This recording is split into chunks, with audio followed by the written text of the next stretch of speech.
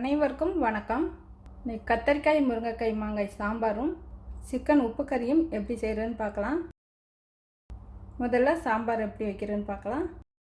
இந்த காய்கறியை வதக்கி விட்டு எப்படி சாம்பார் செய்கிறேன்னு பார்க்கலாம். ஒரு 5 கத்தரிக்காய், ஒரு 6 சின்ன முருங்கைக்காய், ஒரு மாங்காய் எடுத்திருக்கேன். மாங்காயிலேருந்து தேவையான அளவு சேர்த்தா போதும்.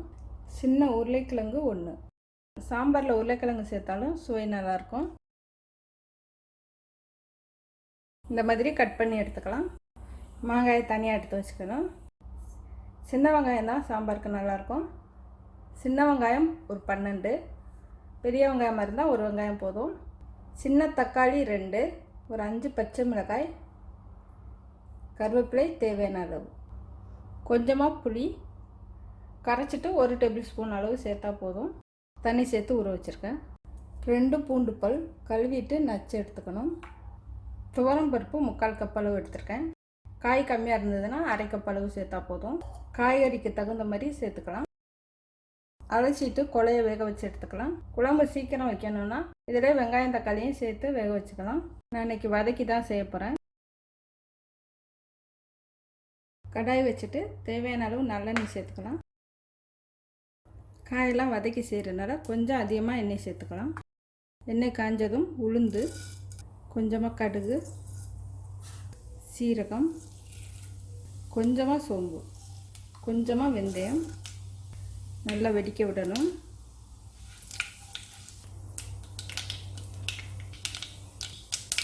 கடுகெல்லாம் வெடித்ததும் 2 காஞ்ச மிளகாய், கொஞ்சமாக பெருங்காயம், பச்சை மிளகாய், வெங்காயம் சேர்த்துடலாம்.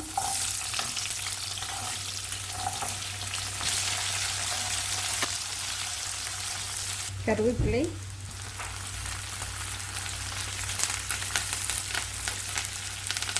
வெங்காயம் நல்லா வதங்கினதும் தக்காளி சேர்த்துடலாம்.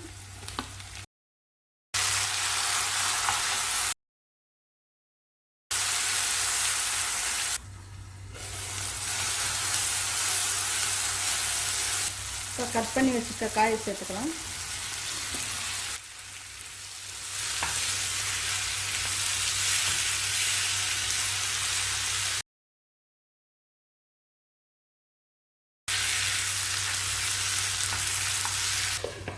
நல்லா வதங்கட்டும். வதங்கினதுக்கப்புறம் கடைசியாக மாங்காய் சேர்த்தா போதும். சில மாங்காய் சீக்கிரம் கரைஞ்சிரும். அதனால காயெல்லாம் கொஞ்சம் வதங்கினதுக்கப்புறம் சேர்த்துக்கலாம். ரொம்ப சீக்கிரம் கரையிற மாங்காய்னா சாம்பார் கொதிக்கையிலே சேர்த்தா போதும்.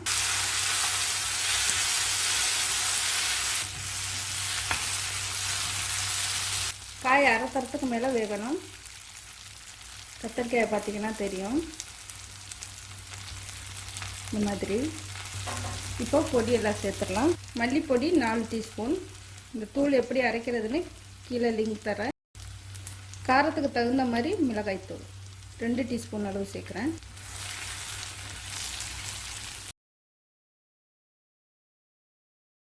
தட்டின பூண்டு சேர்த்துக்கிறேன். சாம்பார் கொதிக்கையிலேயே சேர்த்துக்கலாம். நான் இந்த நேரத்தில் சேர்த்துக்கிறேன். இப்போ தேவையான அளவு தண்ணி சேர்த்துடலாம்.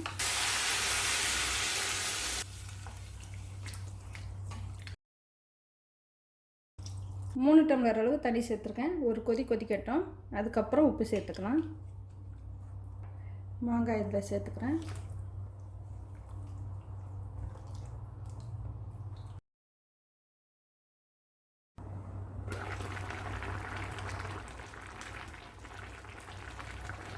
தேவையான அளவு உப்பு, வேக வச்ச பருப்பு சேர்த்துக்கலாம்.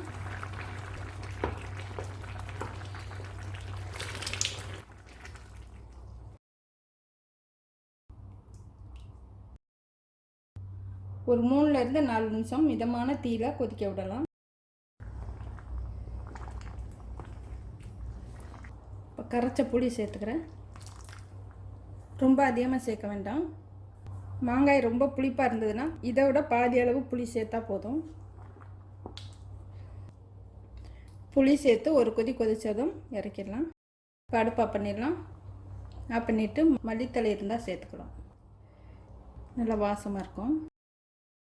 இப்போ முருங்கைக்காய் மாங்காய் கத்தரிக்காய் சாம்பார் ரெடி ஆயிடுச்சு. சாதத்தில் சேர்த்து சாப்பிட நல்லா சுவையாக இருக்கும். இட்லி தோசைக்கு வேணாலும் தொட்டுக்கலாம். இப்போ உப்பு கறி எப்படி செய்கிறதுன்னு பார்க்கலாம். 1/2 கிலோ எலும்பு இல்லாத சிக்கன் எடுத்துருக்கேன். சின்ன சின்ன துண்டாக கட் பண்ணி எடுத்துக்கணும். 15 குண்டு மிளகாய் எடுத்துருக்கேன். 1 டீஸ்பூன் மிளகு, 1/2 டீஸ்பூன் சீரகம். இதை தனியாக வறுத்துட்டு பொடி பண்ணி எடுத்துக்கணும்.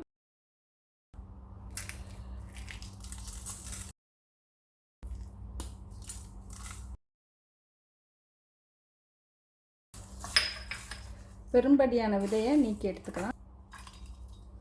அப்படியே சேர்த்திங்கன்னா ரொம்ப உரைக்கும்.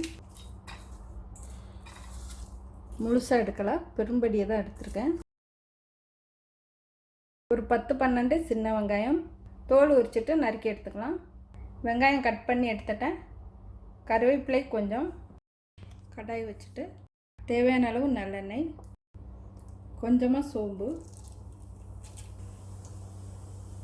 சோம்பு வெடித்ததும் காஞ்ச மிளகாய்,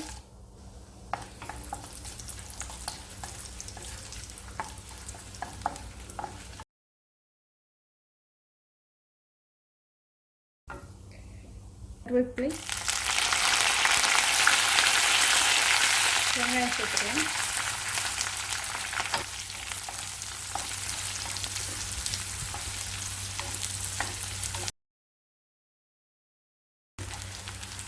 வெங்காயம் நல்லா வதங்கினதும் சிக்கன் சேர்த்து வதக்கலாம்.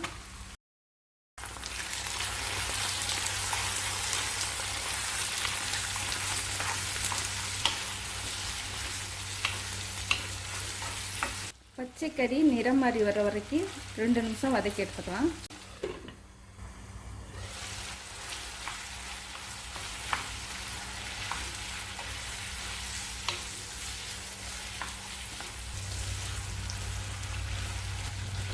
கறி நிறம் மாதிரி வந்துடுச்சு. தேவையான அளவு உப்பு சேர்த்துக்கணும். உப்பு சுவை கொஞ்சம் அதிகமாக தெரியணும், கைக்கக்கூடாது.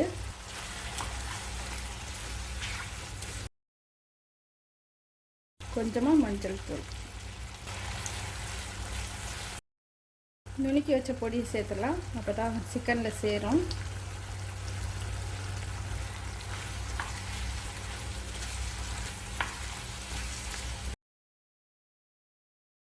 தண்ணி அளவு இதில் இருக்கிறதே போதும்.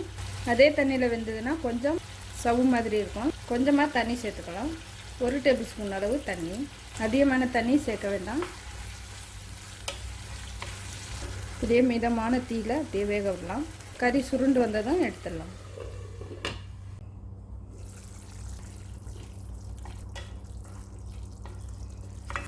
சிக்கனில் ரொம்ப தண்ணி இருந்ததுன்னா மூடியை திறந்து வச்சு கொதிக்க விடுங்க, சீக்கிரம் வற்றிடும். தண்ணி வத்தட்டும்னு ரொம்ப நேரம் வேக விட்டிங்கன்னா ரப்பர் மாதிரி ஆகிடும். சாதத்தில் பெசரி சாப்பிட்ற மாதிரி இருந்ததுன்னா இந்த பதத்தில் எடுத்துக்கலாம். தொட்டுக்கிற மாதிரி வேணால் கொஞ்சம் வரட்டு கறியாக வேணால் இன்னும் கொஞ்சம் நேரம் பரட்டி எடுக்கணும்.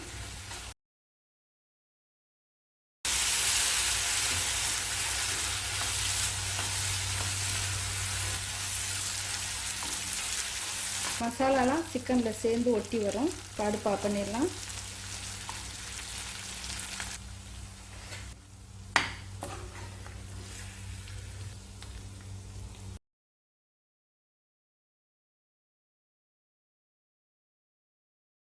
இப்போ சிக்கன் உப்பு கறியும் முருங்கைக்காய் மாங்காய் சாம்பாரும் ரெடி ஆயிடுச்சு. சாதத்தில் சேர்த்து சாப்பிட்டா சுவையாக இருக்கும். வடித்த சோறை மீதம் இருக்க மசாலாவில் சேர்த்து பரட்டிட்டு சாப்பிடலாம்.